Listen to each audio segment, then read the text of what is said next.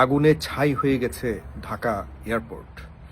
এয়ারপোর্টের খুব গুরুত্বপূর্ণ, যেখানে কোটি কোটি কোটি কোটি ডলারের মূল্যবান সামগ্রী আনা হয় এবং পাঠানো হয়, রপ্তানি এবং আমদানি করা হয়। সে কার্গো সেক্টর, কার্গো ডিপার্টমেন্ট সম্পূর্ণ জ্বলে পুড়ে ছাই হয়ে গেছে। এটির আগুন নিবারণের জন্য যে ব্যবস্থা আছে সেখানে এবং এয়ারপোর্টের চারপাশে যেই অগ্নি নির্বাপক ব্যবস্থা রয়েছে, এটি দেশের যে কোনো জায়গা থেকে অনেক বেশি অত্যাধুনিক হবার কথা, অনেক বেশি সিকিউরড হবার কথা এবং সার্বক্ষণিক সেখানে যারা আগুন নির্বাপনের যারা দায়িত্ব রয়েছে তারা সার্বক্ষণিক সতেজ চোখে এবং সচেতনভাবে চোখ রাখবার কথা ছিল। তারা সময় মতো আসেনি, এই ধরনের একটি অভিযোগ পাওয়া গেছে।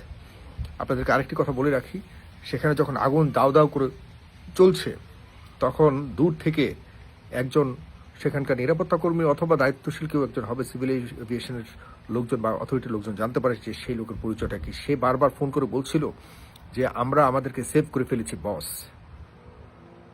This is very alarming.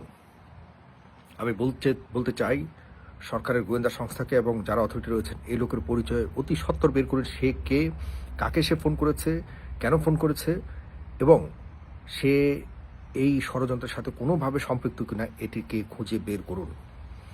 আমাদের মিলিয়ন মিলিয়ন ডলারের গার্মেন্টস সামগ্রী থেকে শুরু করে আরও অনেক গুরুত্বপূর্ণ, আপনারা জানেন সারা পৃথিবীতে আমাদের দেশের কিছু কিছু জিনিস সারা পৃথিবীতে যায় প্রতিনিয়ত।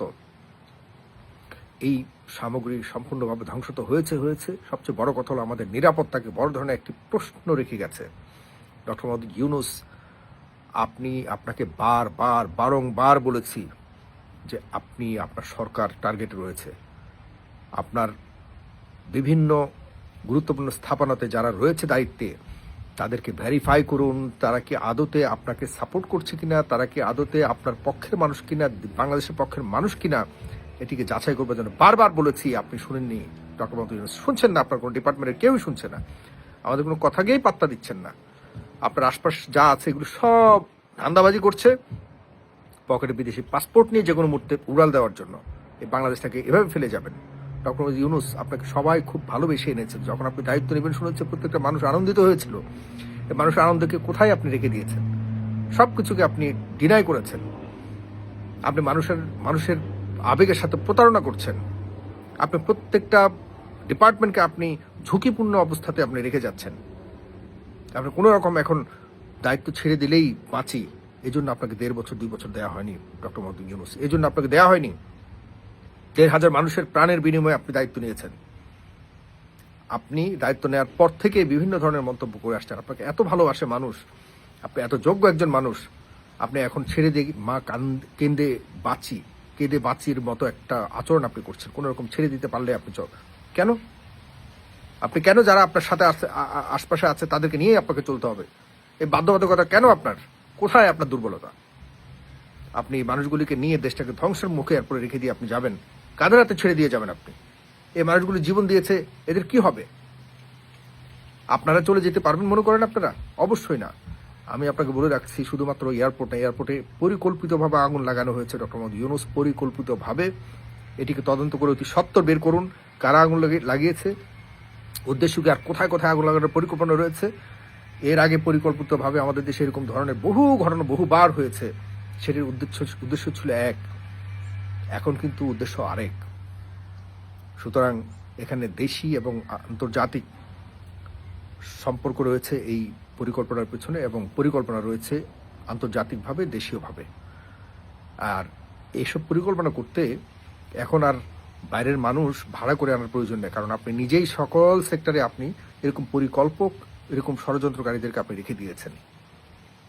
আপনার মতলব কি জানি না, কিন্তু আপনি এই দেশের যে কমিটমেন্ট মানুষ নিয়েছিল, যে কমিটমেন্টের প্রেক্ষিতে প্রাণ দিয়েছে 1,500 মানুষ, তাদের প্রাণের সাথে আপনি বেইমানি করছেন।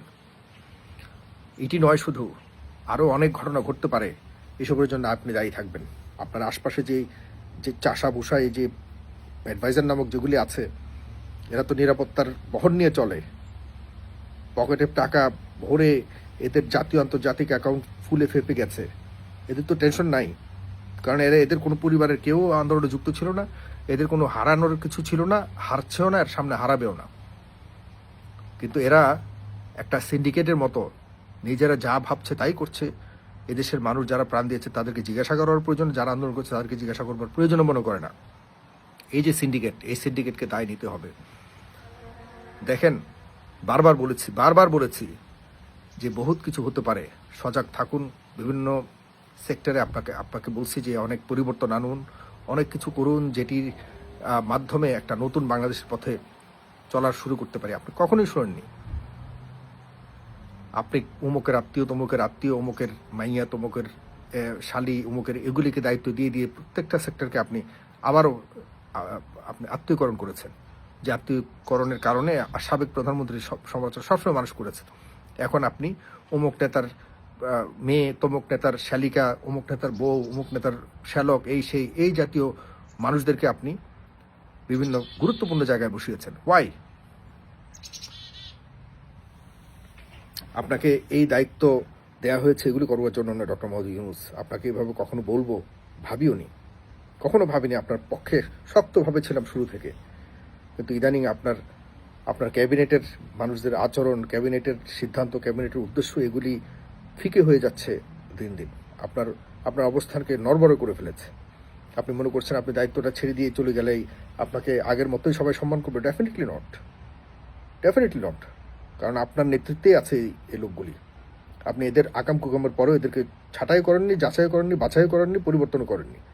আপনি মনে করেছেন যে না, এদেরকে নিয়ে আমি চলবো, সুতরাং এদের দায়ভারও আপনাকে নিতে হবে, এদের আকাম কুকামের দায়ভারও আপনাকে নিতে হবে। ডক্টর মোহাম্মদ ইউনূস, খুব খারাপ লাগছে, আমার দেশের গুরুত্বপূর্ণ জায়গায় হাত পড়েছে, সুতরাং এটা কিন্তু অ্যালার্মিং, মাথায় রাখবেন। অতি সত্বর আমাদেরকে জানান দিন, এটা কি পরিকল্পিতভাবে কোনো ষড়যন্ত্রের অংশ কি না, এরকম ঘটনা আরও কি ঘটবে কি না।